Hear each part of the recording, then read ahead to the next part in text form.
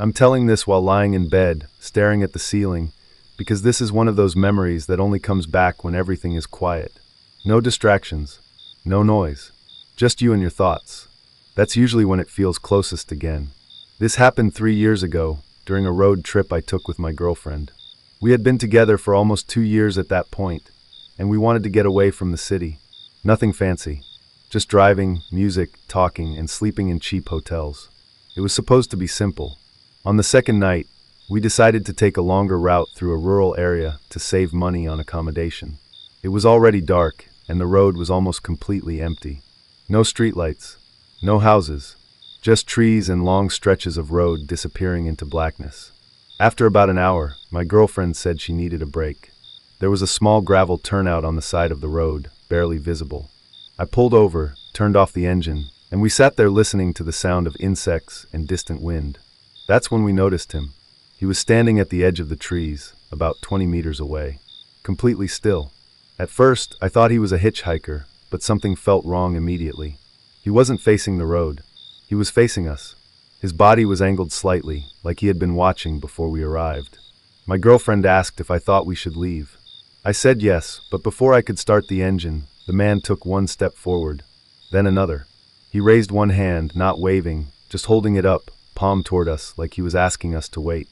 The strangest part was his face, or rather, the fact that we couldn't see it. The hood of his jacket was pulled so far forward that his face was completely hidden in shadow, even though the headlights were on. I rolled the window down just a little and asked if he needed help. He shook his head slowly. Then he said in a calm, steady voice, "I don't want you to see me." That sentence hit me harder than anything else he could have said. My girlfriend grabbed my arm and whispered that we needed to leave now. I agreed. I turned the key. The engine didn't start. The man took another step closer. He told us that cars often stopped there, that people like to rest before continuing. He said he understood that. He said he just needed us to listen for a moment. I tried the ignition again. Nothing. The man said, "Please don't shine the lights higher." That's when I realized I had adjusted the headlights slightly upward without thinking. My girlfriend started crying quietly. The man stepped to the side of the road and pointed behind us, down the dark stretch we had driven from. He said, "If you leave now, don't look back. And don't stop again tonight." The engine started immediately. I didn't say another word. I drove. I didn't look in the mirror until we reached the highway. There was no turnout on the map the next day.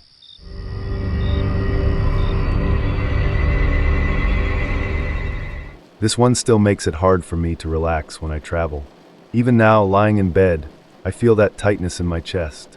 My girlfriend and I were driving back from a weekend trip, arguing lightly about nothing important. It was late afternoon, rain starting to fall, and visibility was getting worse.